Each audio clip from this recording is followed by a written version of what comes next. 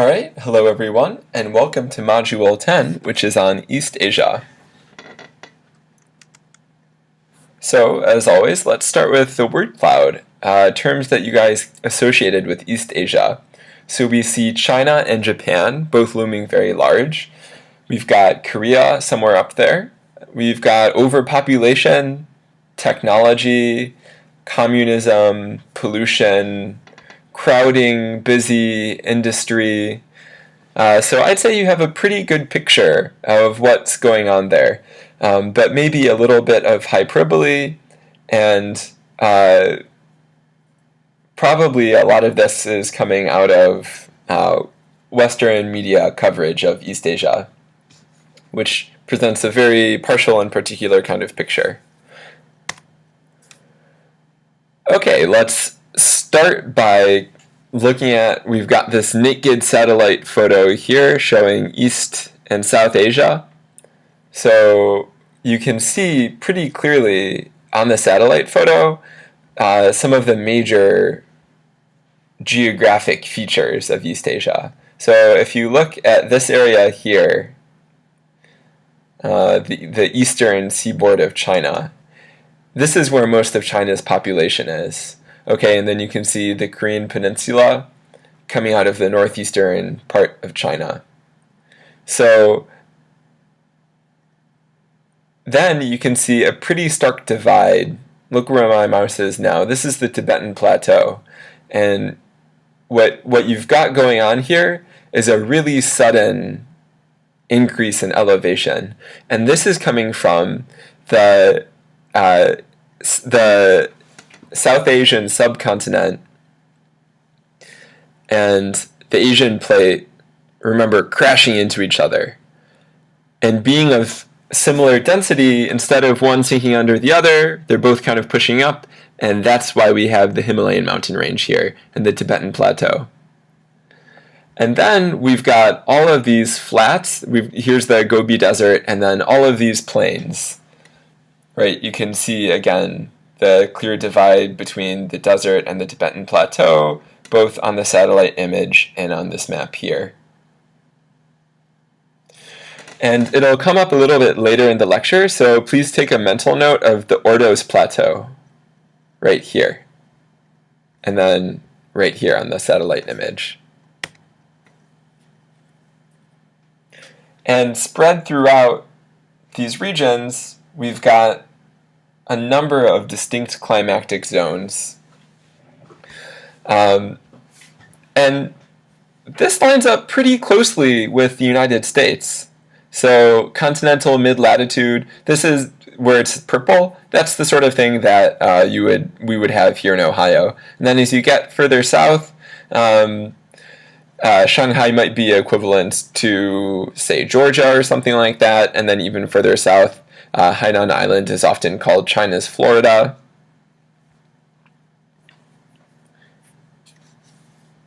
But there's a lot in East Asia between Japan, Korea, China. There's a lot of climactic diversity in us. I mean, obviously this is a huge region, but you know, in the grand scheme of things, a lot of climactic diversity in a relatively small area.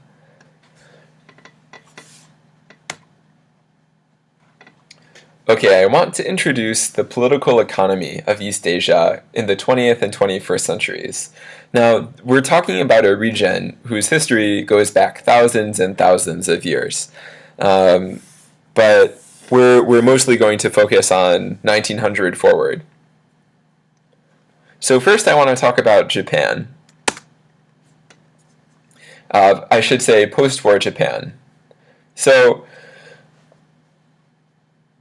Japan is thought of as a post-war economic miracle. It experienced double-digit growth annually for a long period of time. And by 1963, it was a leading manufacturing nation. So take a look here at the production of cars and TV sets. So we can see the United States, 1950 to 1980, making a lot of cars. And we can see this stagnation in the United States as from 1950 making no cars to 1980, Japan making upwards of 10 million cars. A similar pattern with TV sets. So economically, Japan has and had at this time a number of advantages, including high levels of personal savings, new technologies, government support of major companies, and of course US government support of the Japanese government, social stability, cultural support, and business networks. And really, Japan pioneered a lot of new technologies in things like the car industry, in advanced industrial manufacturing, especially automation. Okay, let's turn to China.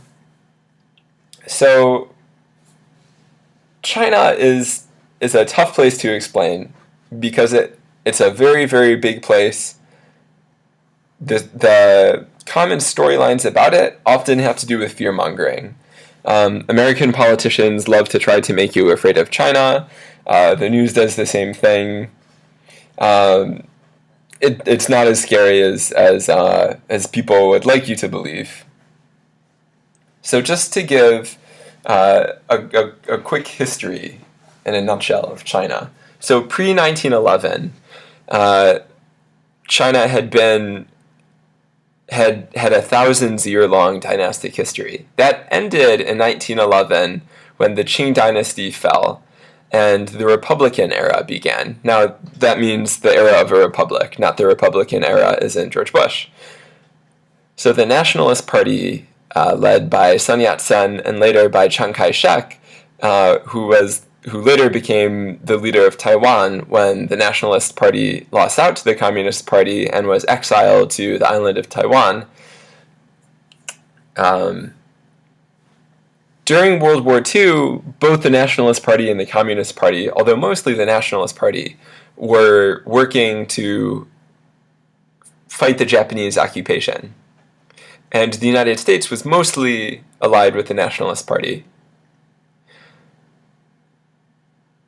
By 1949, the Communist Party had taken control of the country. And so 1949 is where China, modern current China, traces its beginnings. The nation as it is today. It is basically to modern China what 1776 is to the United States. Immediately after that new age of China, it entered the Korean War on behalf of North Korea, fearing that the US would roll right across North Korea and just keep going into China. And until the 1970s, when President Nixon went to China and famously met with its leaders, the Chinese involvement in the Korean War basically had a very negative effect on relations between China and the West. And it still comes up a lot in China, by the way, as an example of why the United States can't necessarily be trusted or could pose a threat to China, because they say, look, it was only several decades ago that they had this giant army in a nation right on our border and we were fighting them. It's important to understand that communism in theory and actually existing communism are not necessarily the same thing. So we have these famous examples in China, for instance, and the USSR about actually existing communism. Not the same thing as theoretical communism, which would be a form of economic and social organization characterized by communal ownership of the means of production, distribution, and exchange. But, of course, when it comes to actually implementing things, that takes on a lot of different forms. So, a few key historical events in modern Chinese history that you've probably heard of, but could review. So the first of these, the Great Leap Forward, from 1958 to 1962, was initiated by Chairman Mao. It was meant as a way to very, very quickly accelerate economic growth by mobilizing labor and making a lot of resources communal. The results, of course, were completely disastrous and led to the deaths of millions and millions of people from basically terrible planning, leading to starvation and famine. Then, this one gets very complicated. You've probably also heard of the Cultural Revolution. Essentially, this can be thought of as a civil war within the Chinese Communist Party, pitching Mao Zedong and the leftists against more right-leaning reformers.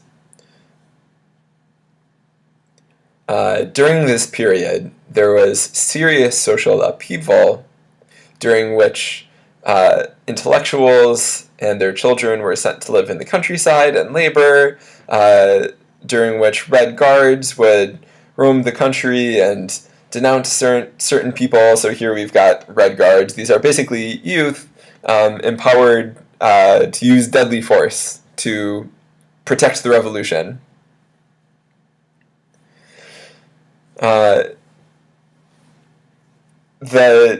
Again, this gets very complicated, but the long and short of it is that the more right-leaning economic reform-minded side won, basically. Deng Xiaoping came to power, and so began China's era of economic reform.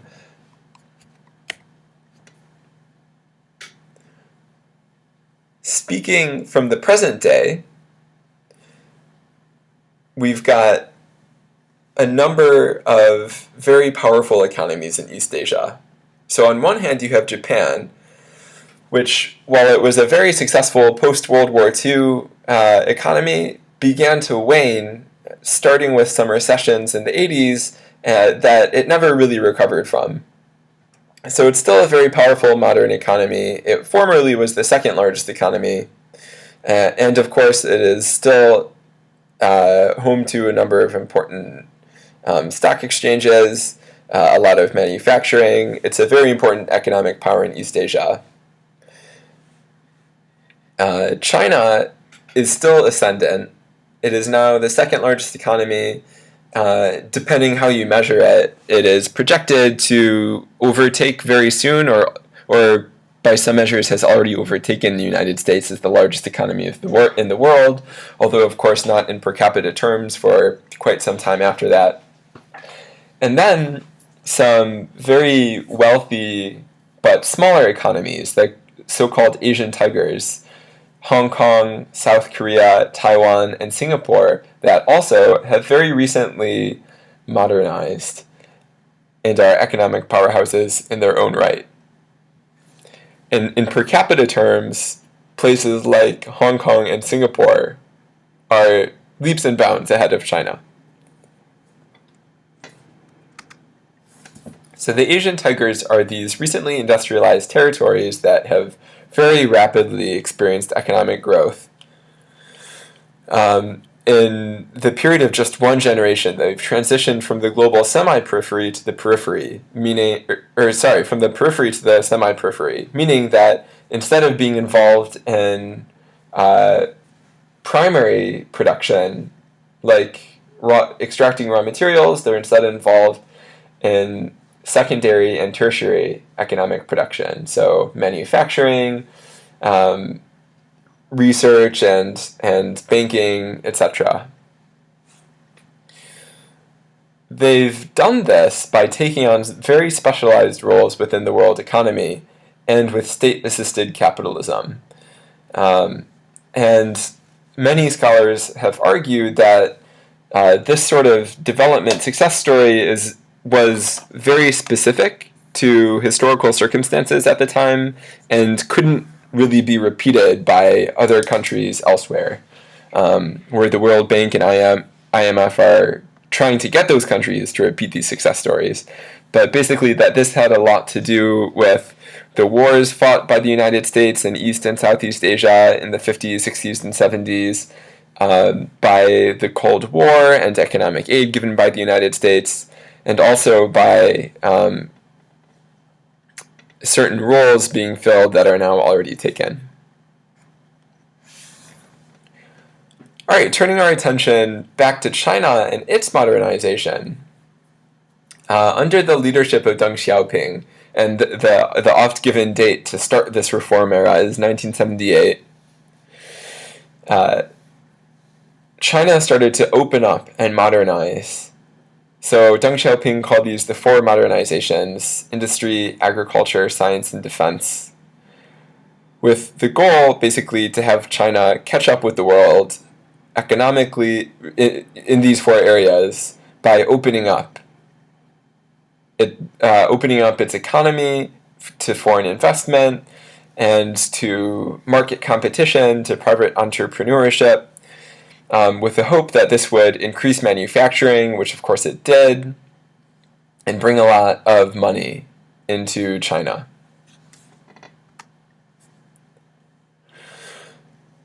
Since becoming a member of the World Trade Organization in 2001, China's manufacturing has only increased in importance throughout the world, due in part to the low cost of labor, but also to assistance from large state-owned enterprises. And so I'm sure you're already aware of this, but a very, very large proportion of finished consumer goods that we can buy in the United States, including some very advanced electronics. If you have an iPhone, then it was manufactured by Foxconn in China. Then a very large proportion of the stuff that we can buy is coming from China.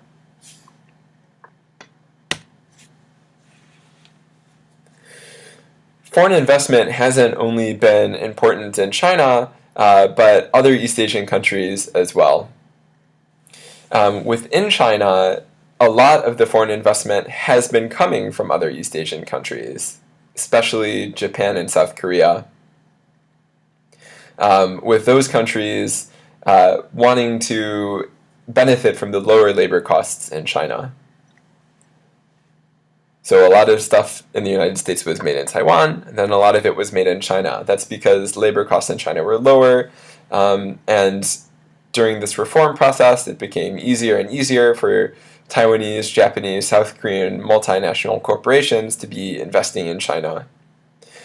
And this has created a new web of interdependent trade and investment along the entire Pacific.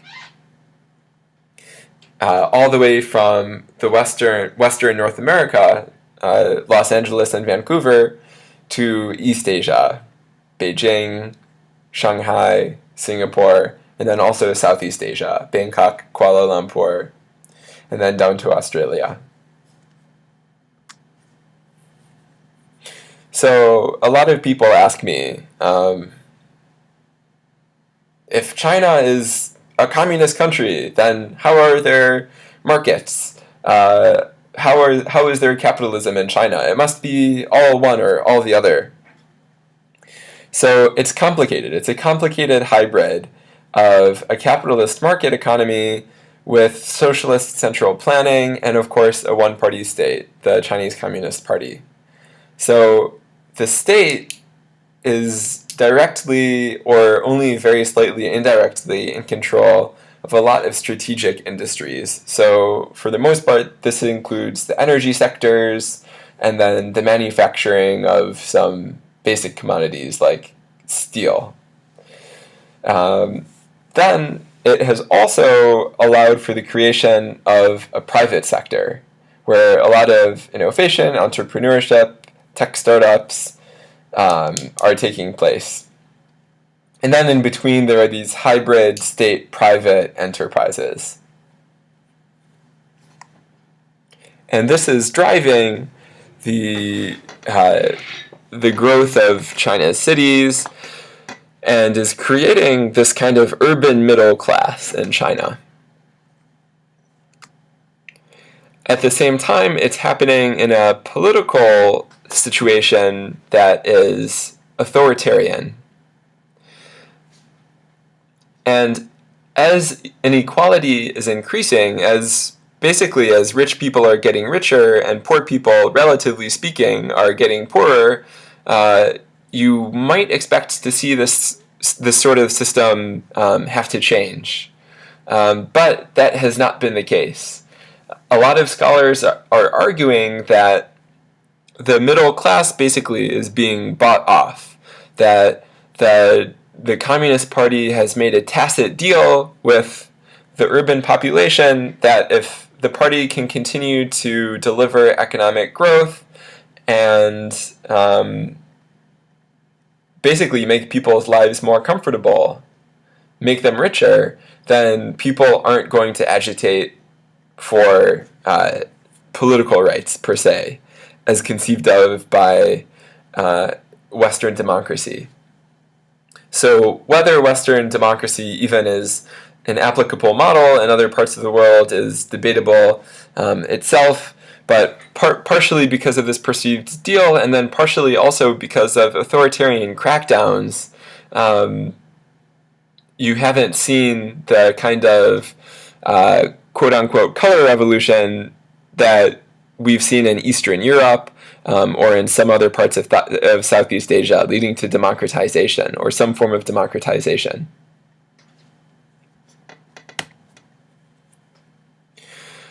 Another way that the hybrid economy manifests is spatially. So in addition to having this interesting mix of state-owned corporations, private corporations, and hybrid corporations, we also have special economic zones where basically the economic rules are different. These were created as special export processing areas for multinational corporations, which would achieve economies of agglomeration with cheap lands, cheap labor, tax breaks, and networks of related businesses nearby. So basically, these are places where all of that labor power, all of that manufacturing power gets concentrated along the coasts in an export-oriented fashion.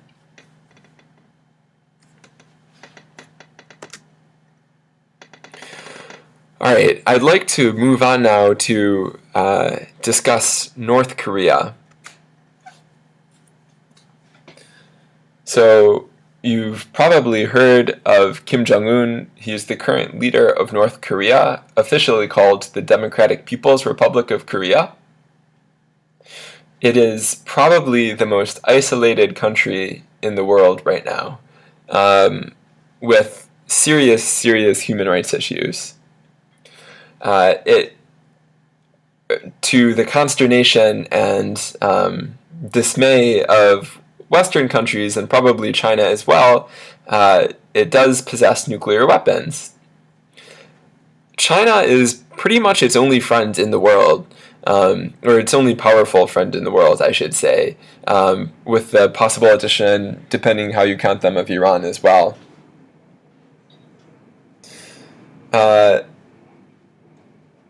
It's a very,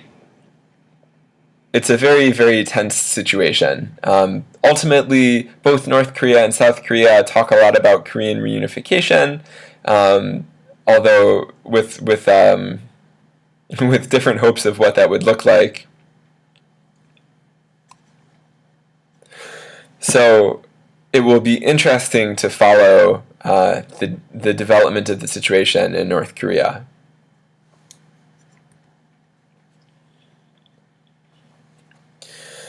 All right, turning to the subject of East Asia's population. So strictly by the numbers, China is on top with 1.3 billion people. Japan has 127 million. South Korea with almost 50 million. North Korea with 25 million. Taiwan with 23. Mongolia with nearly 3. But the different these different countries have very, very different population patterns, both in terms of density and and population growth and the population pyramids that we talked about, remember, a few weeks ago in the human geography unit.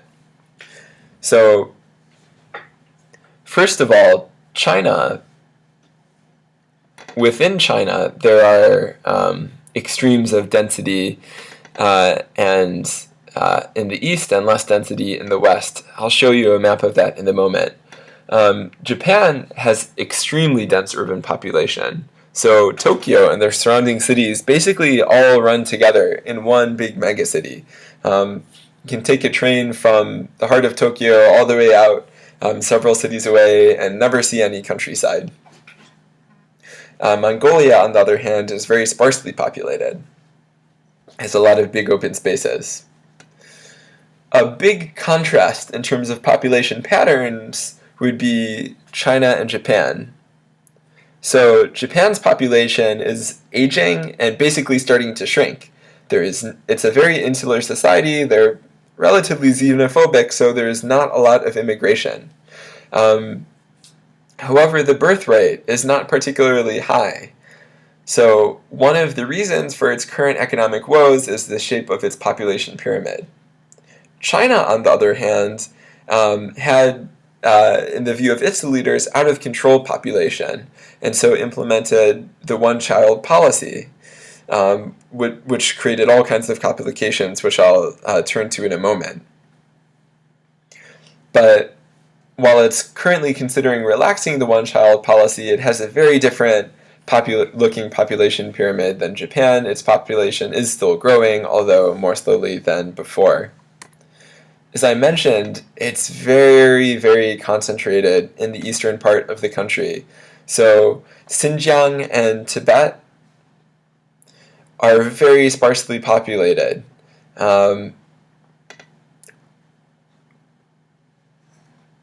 Whereas Beijing, Shanghai, Chongqing, the coastal and immediate interior areas have very high population density.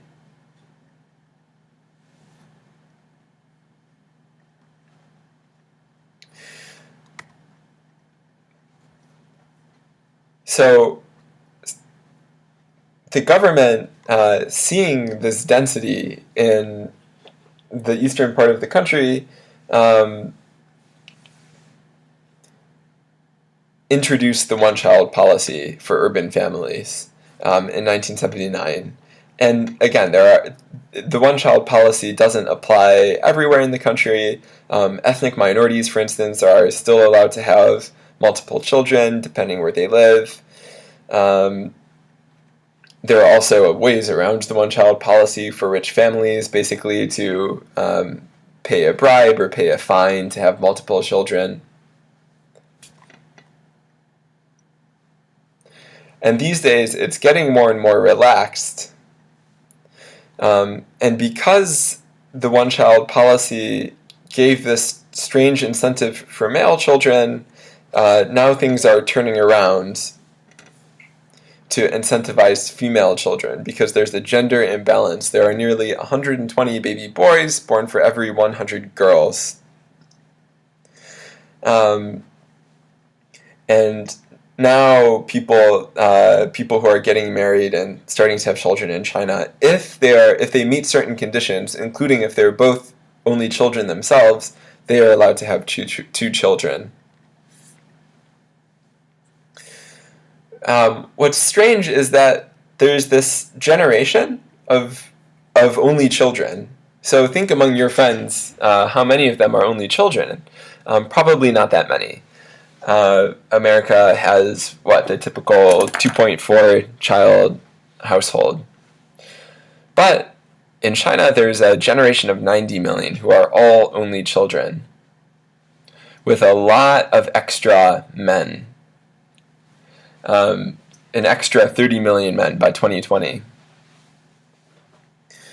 And because for one child you might have two sets of grandparents, you have a lot of multi-generational families living together and grandparents getting very, very involved with childcare. I've seen some very, very spoiled children as a result of this. And I've taught some of them in Beijing when I was living there.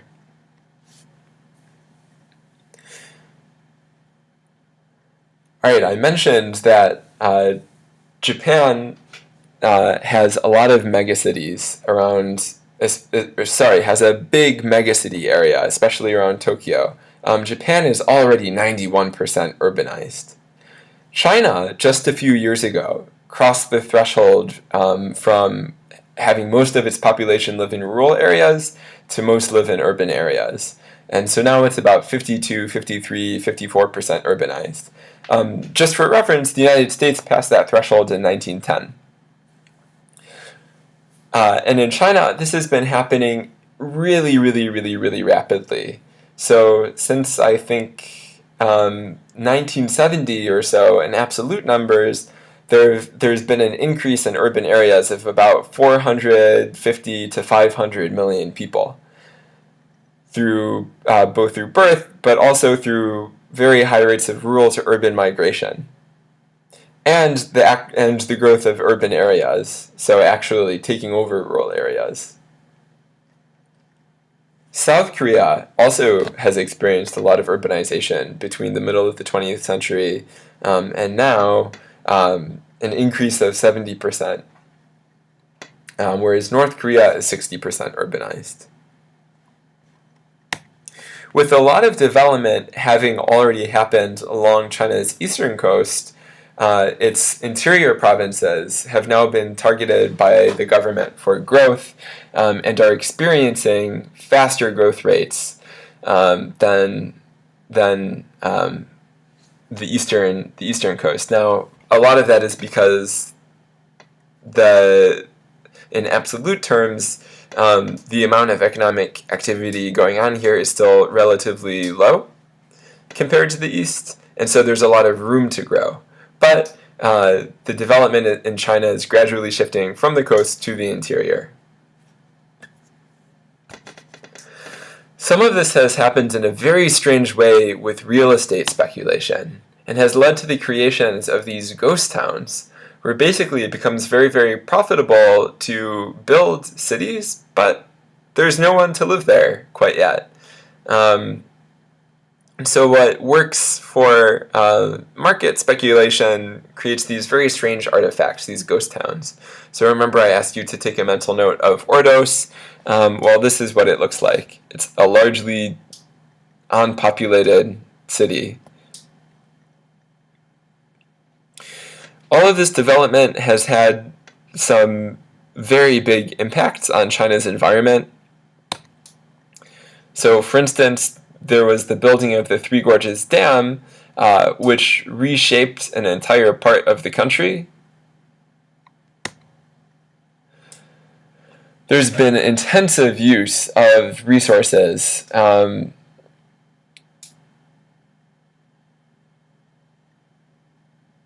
Very, very rapid deforestation in the forested areas of China. Now, as a result of this has led to sandstorms because if trees aren't holding soil and sand down, it's much easier for it to blow away. And so, in response, China has been building this great green wall, has been trying to reforest northern China, and has planted more than 300 million trees in the past 50 years. As a result, as a way of stopping these sandstorms and also stopping the desert from growing. Another form of environmental impact in China has been pollution. This is actually something that I've studied very closely myself. The air and water are very polluted. This is largely due to a prioritization of economic growth over environmental sustainability. China is the world's largest coal consumer and emitter of CO2. And so you have all of these very pollution-heavy, although lucrative industries. Things are starting to change. Environmental policies are getting a little stricter, are getting enforced a little bit more, especially along the eastern coast.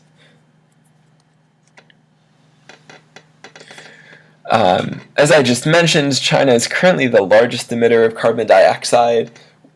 the United States, of course, is the largest historical emitter, so we shouldn't lose sight of being the largest historical emitter and still the second largest emitter of carbon dioxide when it comes to who to blame for climate change. And here we can zoom in and see the trends in the rest of East Asia. So China is the largest emitter and is still increasing. Japan is decreasing, but the second largest emitter in East Asia. South Korea increasing slightly, Taiwan decreasing.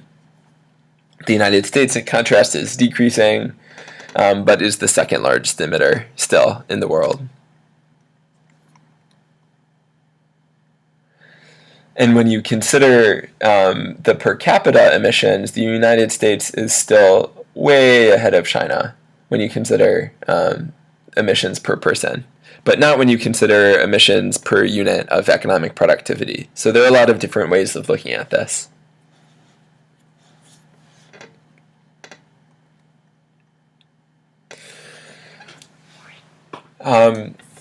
And finally, as kind of a way of summing up a lot of the environmental issues in China, you have these airborne particulates, both coming from factories and then yellow dust being blown in from the deserts. I've been in these sandstorms. They're very, very unpleasant. Deforestation and all kinds of other land use policies have increased desertification and have made dust much more easily carried by wind into major cities in eastern China, also to Korea and Japan. Usually this happens in spring when the winds pick up in this particular pattern. And in addition to being quite ugly, there are some serious health issues that arise from exposure to particulates. Now, what I study isn't these sandstorms, but pollution from industry and cars, which causes a whole other host of health issues. So I want to conclude here as far as the official lecture. I've also got some pictures to share with you from when I lived in China. Again, I do ongoing research there, and I've spent time in a few different Chinese cities. Most recently, I lived in Beijing for 1 year, where I was teaching science and technology studies at this university, Tsinghua University, in Beijing. So it has a very interesting history. It was founded in 1911 with money that was repaid to China by the United States after the Boxer Rebellion. Basically, these Western powers whose embassies were attacked during the Boxer Rebellion were forced the Chinese government to pay reparations to them, but then gave some of that money back for public projects, including Tsinghua University. All right, so what is it like to be a college student in China? Well, let me say that it is not easy. They have very, very high expectations and a lot fewer freedoms than probably you are used to. Part of the way this manifests, and I don't want to give you the wrong impression, Chinese college students are not a bunch of brainwashed drones. They are very smart, independently thinking people. But one of the things that every college freshman has to do when they arrive on campus is a few weeks of military training. So here's a picture I took of Tsinghua's soccer field, and you can see some of the dorms in the background. And there are some upperclassmen watching this procession of brand new freshmen learning to count loudly and march around, and probably thinking to themselves, boy, I'm glad we don't have to do that anymore. Here's a picture from one of the taller buildings on campus. It's located in the northwestern part of Beijing, and one of the reasons why Beijing has so much trouble with air pollution is because it's bounded on three sides by mountain ranges. You can see, looking west here, the mountains, which kind of holds the pollution in. And while there's a lot of modern buildings on campus, in fact, mostly modern buildings on campus, it was built with a lot of Qing Dynasty era gardens and old imperial buildings, and this is an example. These are some gates outside of one of those. If you think the Oval gets crowded, then you haven't seen anything yet. Bicycle traffic jams are a pretty daily occurrence. Alright, speaking of air pollution, this is the view from my apartment on a polluted day and an unpolluted day. So, just for reference, take a look at this tree, these white tanks here, this white building. So, unpolluted, polluted, polluted, unpolluted. And that is why it's necessary to keep one of these things running all the time if you don't want to get exposed to horrible amounts of really nasty chemicals. Here's a new filter. Here's the filter I had just taken off. And in addition to a lot of vehicles, this is where the pollution is coming from. Manufacturing and power generation within the city, and then also not just the manufacturing of products, but the actual shipping of products overseas. This is actually in Hong Kong, but all of China's eastern coastal cities have these very large ports, which between the cranes, giant container ships idling their engines, are very, very large sources of pollution. So there's a tension in China kind of between old and new, and between the foundational communist past, the founding of the country as it is in 1949, and then the more recent hybrid present after reform and opening up and liberalization economically, if not politically. And so there's still, even though even now the Chinese Communist Party will tell you, oh, most of Mao Zedong's policies actually were maybe not good ideas, but his face is still on Tiananmen Gate and also every piece of Chinese money. This is a view from the other side of the Forbidden City. So Tiananmen Square is on one side of the Forbidden City. Jingshan, which is a small little human-built hill in the middle of Beijing, is on the other side. So this is looking down into the Forbidden City, and then Tiananmen Square is past it. Also probably very recognizable, this is the inside of the Great Hall of the People, which is kind of similar to the Capitol Building / Kennedy Center / White House all rolled into one. They were having a banquet for foreign experts. Strangely enough, this banquet was held right around the same time that the student protests were starting in Hong Kong, so it was very strange for me to be there in the heart of political power of the Chinese Communist Party while these student protests were starting elsewhere.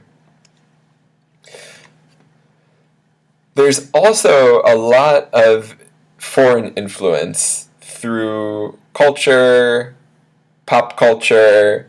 In this case, this is a microbrewery. This is indicative of the influence of actual foreigners. Expats like me living in major cities, wanting to do expat stuff like have some craft beer.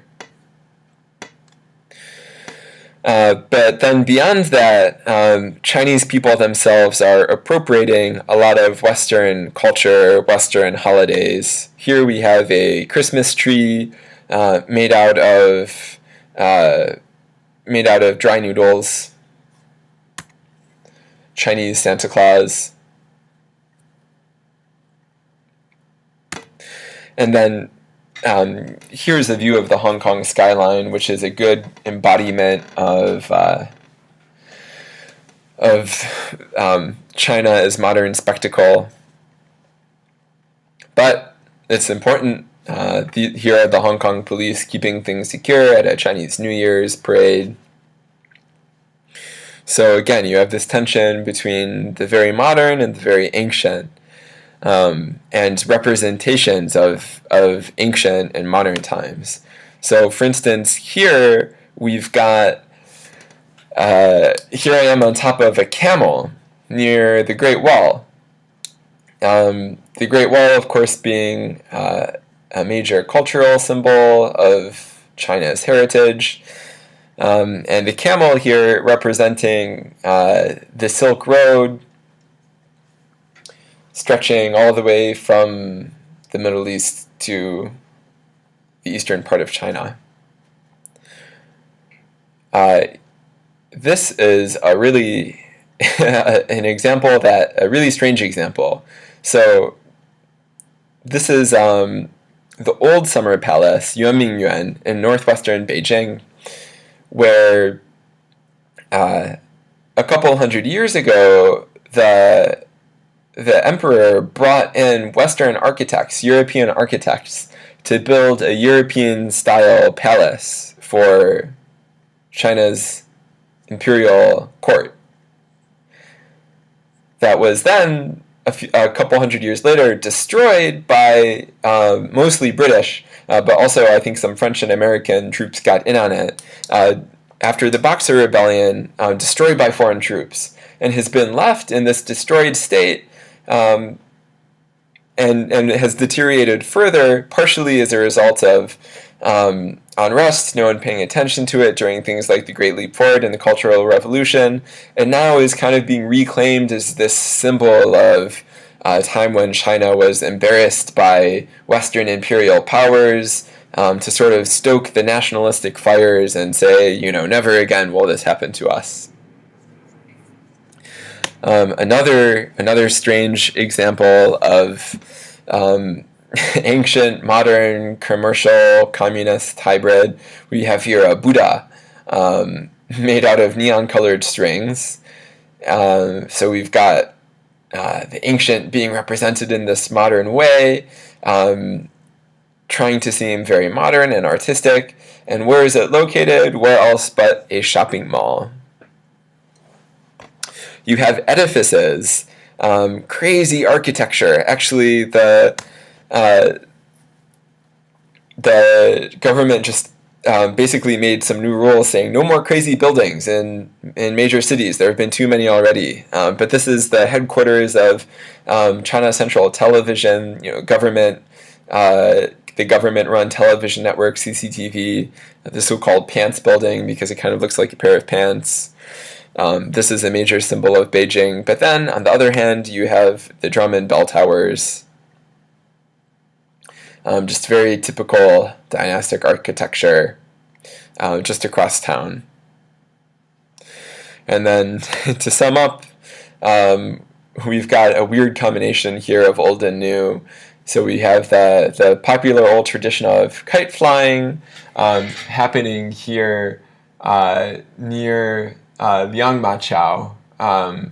Deshengmen. This is the Desheng Gate in the northwest part of the second ring road. But if you look in the bottom of the picture, careful, you're on candid camera, the government is watching you, you are being kept secure and harmonious as you fly your kites on a rare day without too much pollution. Okay, as always, if you've made it until this part of the lecture, thank you for staying around for the extra pictures of my personal experiences in China. I hope that they gave you some deeper insights into East Asia, and I hope they were also a little bit fun. If you have any questions, as always, I'm more than happy to talk to you during office hours or to reply to emails. Thank you for watching, and best of luck with this module.